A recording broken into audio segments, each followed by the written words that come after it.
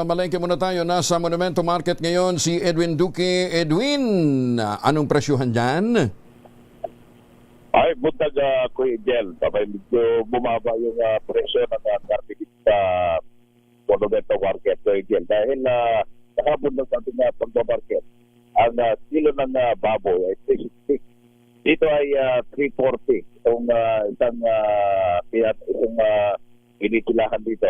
340 yung presyo ng karne ng baboy. Yung 415 yen po sa ibang palengke natin sinantahan, abay medyo mas mababa rito, Kuya Jel, dahil nasa 390. So napakalayo nung presyo na doon na nagpamahala yung itong mga palengke sa Caloocan. Yung pork chop, itong giniling, pata, ay halos pare-pare sa presyo 360. So dito sa itong manok, Kuya Jel, ay 200, pero itong isang katayan dito sa may pagitan ng MacArthur Highway ay 190 pesos.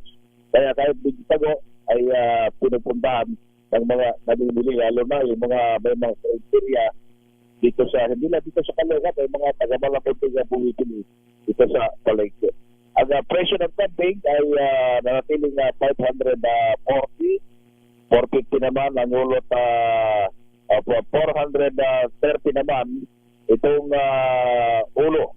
May mga paa at yung pampapaitan ay 270. Yung presyo naman ng stock agent, hindi mababa rin kung dito dahil nasa 240 itong bangus sa tagupan. Kumpara halos 20 yung ibinaba rito. Ang bisugo, 360. Yung batoho, ito yung masarap na pag-isin. Halos nasa mga 300 pesos. Ang tilapia, 160 na itong pinakamalaki. Ito yung plapla. Ito yung pinakamalaking mas malapan pa sa isang palad. Habang itong medyo galing na Bulacan at Pampanga, ito naman yung 120 hanggang 140 pesos.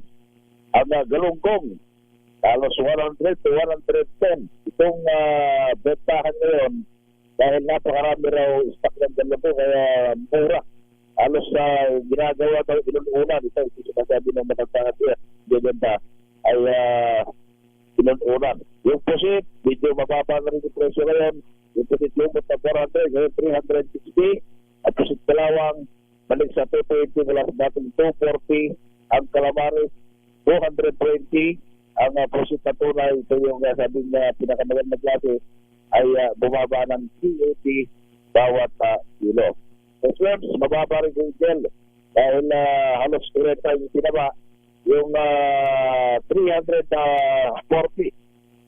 sa pinakabalik na size.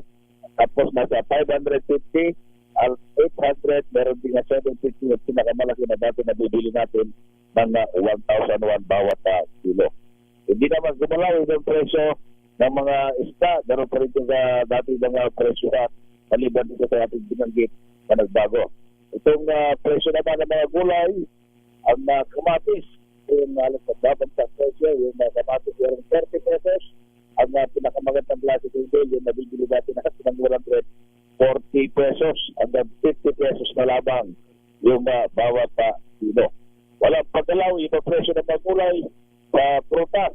Ang saging na tundan, ito lamang yung medyo tumatap na naman dahil yung 90, mayroong nagbebenta na rito ng 100 at 120 naman yung saging na lakatan. At kung ang presyo ng Pinas Diesel, ang yung malagkit, merong 58, merong 80 pesos, merong 100 pesos. Japanese rice, 57 pesos pa rin. Itong husky, 54, may brown rice, 58, at backpilor. Ito yung karamihan binibili na malambot na isa ay 58 pesos pa rin. Habang yung bagong ani, merong 44 pesos. Ano, sa loob piso naman ito. Wala sa dating 40 to 42 pesos.